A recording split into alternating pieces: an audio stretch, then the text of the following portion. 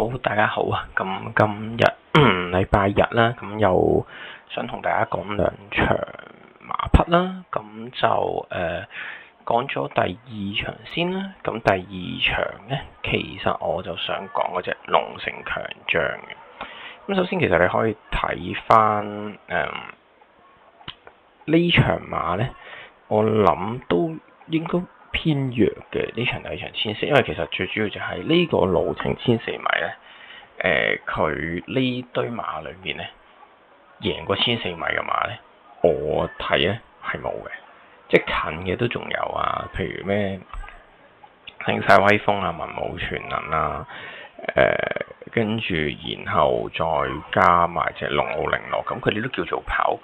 近過嘅，咁但係其實咧，佢哋咧都係排外檔啦，咁其實但係我想講嗰隻龍城強將都係外檔嘅，係啦。咁首先即係呢組咧係有啲特別嘅，就係啲叫做近嗰個馬咧都已經喺外檔啦。咁跟住但係其餘嗰啲馬咧就冇乜千四賽績啦，亦都唔係好即係就算你話啊，佢哋會唔會有啲千二好好嘅賽績啊，跟住上嚟跑千四啊，咁都唔係好覺。簡單啲嚟講，其實都就算好多馬基本上冇話千四賽績，係連一啲有水準嘅賽績嘅都唔持有咯。咁所以，我覺得呢場馬其實個水準就未必係好高啦。咁而我想講嘅龍城強將咧，其實咧就係即係佢跑千四，其實都已經係有即係起碼贏咗3場先啦。咁跟住然後，其實佢除咗上場418咧跑得差之外咧，佢今季其實跑啲千四咧都近嘅，係啊，都同埋有贏過添啦。佢早2-3場仲係入位啊，贏啊。咁其實佢哋個亦都輸，亦都唔係輸好多，贏亦都贏過幾馬位。咁其實佢喺呢個班次裏面係即係呢個分數、呢個班次、呢個路程係明顯係強手啦。咁我覺得係啦。咁至於佢上場咧，其實點解啊咁差嘅咁樣？咁其實都有講嘅。佢上場咧，其實應該嚟講係啦。佢上場跑包尾嘛。咁其實希威森就講唔到咩解釋啦。咁但係獸醫就話其實發現佢心律不正嘅，係啦。咁然後亦都因為呢個原因咧，佢其實咧今次係唞咗49日先出賽嘅。咁我覺得其實咧係好事嚟嘅，唞耐咗有陣時候，特別而家其實都真係開始即係都跑咗2/3左右嘅賽程啦。咁基本上其實有陣時候你話係咪會有一啲好超班嘅馬仲喺呢個時間會停留喺4班咧？我其實唔覺得嘅，係啦，我覺得更加多嘅係跑一啲體力啦，跑一啲本身即係啲本身可能已經有實力嘅馬，咁但係佢又未足以去升班，又未嗰樣嘢係啦，可能一啲比較本來準一路跑有啲3344嘅馬，咁佢去到季尾啲強手走咗，得翻啲進度未夠啊，或者一啲比較弱啲嘅對手嘅時候，佢就會喺嗰陣時候發揮翻佢嘅水準咯，係啦。咁所以其實呢個龍城強將咧，我覺得係一隻就係呢類型嘅馬匹咯。咁其實另外就係佢唞完之後啦，咁除咗隻馬本身即係上場跑得特別差，係因為身體質素，咁我今次可以俾一個機會佢啦。另外就係咁佢都揾翻布文嚟跑嘅，咁我又覺得即係你其實隻馬本身就有，你再揾個大師傅去騎嘅，咁其實我甚至乎覺得佢即係佢，我對佢嘅 concern 得2個嘅啫，就係佢外檔同埋佢即係到底嗰個身體嘅健康情況會係點咧？但係我又覺得其實唞咁耐出嘅話，又未必需要擔心，同埋都唔係好耐，40幾，其實即係叫做有個小休咯。咁喺呢個小休之後，佢再復出再強配，咁我又覺得即係嗰隻馬真係冇水準嘅話，佢唔需要強配啊，係咪？咁呢個係我對佢嘅睇法啦。咁場咁同埋其實另一樣嘢就係佢，你話就算11檔其實係咪一個好大嘅引誘都唔係，因為佢其實今季個跑法同之前有啲唔同嘅，因為之前係會留一段去跑嘅，咁但係其實佢今季咧前置放頭佢都試到嘅，係啦，咁所以其實隻馬又未必一定克服唔到嗰個外檔咯，咁同埋實際上你話呢場嗰個快馬係咪好多？咁其實又唔算係好多啫，係啊，因為如果呢場嘅話，其實即係如果你睇翻速勢圖又好，或者你自己個人即係睇翻入邊啲馬去做開放頭嘅話，其實可能係有兩隻輕磅馬可能會放頭咯。咁但係其實係啦，即係一隻家家有福，一隻盛世威風。盛世威風因為上次你都見過，其實佢都係放頭翻嚟。咁但係咪即係其實佢嗰個情況同盛世威風有啲似嘅，即係我覺得就係都係外檔，咁你都係要靠你都係要早段要攞多啲位㗎啦。咁其實一隻10檔定11檔，咁但係而家其實盛世威風係相對熱門啊嘛。咁我反而覺得我就會揀隻龍勝強將，就係因為佢賠率好啲啦。另外一樣嘢係其實佢近排放頭又得，佢之前贏馬其實亦都全後上又得，中段都得，係啦。咁其實佢個跑法係比較彈性機動嘅，咁我覺得可以睇步文點發揮咯，相對地係啦。咁但係你話就算佢放頭我都唔會好意外嘅，係啦。咁但係如果放唔到嘅手，睇下會唔會攞到個2碟咯。咁我覺得如果佢呢啲馬擺到前面走嘅話，咁其實位置就好穩定嘅，因為我覺得其實我唔覺得有太多馬有競爭力嘅，即係我有時會覺得如果啲場次係啲馬匹特別後上嗰啲馬匹後面啲馬匹冇乜競爭力嘅話咧，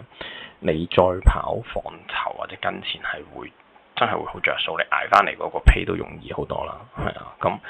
我係咁樣睇呢場賽事咯，咁所以我就會揀隻龍勝強將咯，係啦。咁另外一場咧，我想講嘅就應該係第7場，係啦，第7場，都係4班嚟嘅1200米，咁我就會揀咗隻銳木啊，係啦。咁講翻呢場馬整體嗰個水準啦，係啊，即係又唔好話呢場馬個水準差，因為其實你好多都唔知嘅，條1200米會唔會有啲最上個禮拜、前個禮拜都會有啲，譬如真係99倍嘅嘛，你唔知佢跑，可能只係跑1-2場唔好，但係因為你跑1200嗰啲係好多時候4班1200好多側身馬，根本上佢嗰場係 ready 未定未 ready 未，你都唔知嘅，係啦。咁譬如呢場都見到5、6、7、8咁樣嗰啲都仲好新嘅馬，你唔知佢到底係有定冇嘅，係啦。咁但係unknown嘅時候就好難話叫你擺落咗成為重心咯，係啦。咁先唔好講呢個啦。咁跟住其餘有啲馬嘅話，其實近況好嘅都有嘅，譬如奇異歡星啱啱贏啊，識贏嘅都有嘅，少盈喜啊，奇異歡星啊，係咯。咁當然潘頓嗰隻都近嘅，但係如果佢成為熱門嘅話，我就有啲戒心咯，係啊，因為其實隻馬都跑3-4場，又唔見得有好特別超班嘅表現。咁但係當然你唔知啦，有側身馬嘅時候換個潘頓，會唔會係用潘頓會唔會可以突然間有進步？咁但係我都係偏向即係好多時對於一啲唔認識嘅馬咧，我都係偏向唔好睇咁高，除非好冷門，係啦。咁講翻我自己點解睇銳木先啦，都係咁銳木咧，其實就可以睇翻，其實佢一路都近嘅，又係嗱，其實佢而家叫上場輸多啲，咁賠賠率方面，你見到佢過去一路都熱門嚟嘅，咁即係其實我諗大家都見到佢係有啲水準展現過㗎啦。佢跑4場嚟講，咁佢上場就特別跑得差啲啦，輸5個馬位。咁其實賽後報告有講嘅，即係騎師都係唔明點解佢冇反應啦。咁跟住，但係咧練馬師就話覺得佢早段放頭咧就用多咗力嘅，咁所以衝刺就慢咗就差啦。咁所以佢亦都已經講咗啊，佢都係會幫隻馬安排休息。然後咧佢講埋㗎，其實佢今場咧應該就唔會放頭㗎啦，就會留後跑。咁所以然後佢咧就守住，今次佢排位都幫咗佢，我覺得即係你想唔放頭嘅時候，仲有個一檔嘅包廂位俾你嘅話，咁應該都好大幫助。咁同埋佢亦都真係刻意唞耐咗嘅，唞咗40幾日。咁然後佢唞嘅期間亦都冇去試閘嘥力嘅，即係感覺上成件事就係佢。今次係有少少速銳一擊㗎啦，即係佢係留體力，轉跑法。咁佢上次放頭跑得唔好嘛，咁佢今次就可能唔放頭啦，就留一留。咁你然後當佢想留一留嘅時候，你俾個一檔佢，咁佢即起碼一定有個遮擋俾佢去做留後爆發嗰件事啦。咁所以成件事睇落去都幾正面嘅。咁我對於呢兩隻馬嘅睇法係咁咯，因為最主要我係覺得而家直情係去到中後階段嘅時候，我可能會即係過一季嘅中後階段嘅時候，我更加多係會留意邊啲馬其實係唞一唞，即係有水準嘅嘛。佢可能唞休息嘅時間比人多，咁就更加感受到嗰種練馬師係想用體力休息嗰件事去將隻馬提升個水準咯。係啊，咁呢啲我係會多啲留意嘅，因為你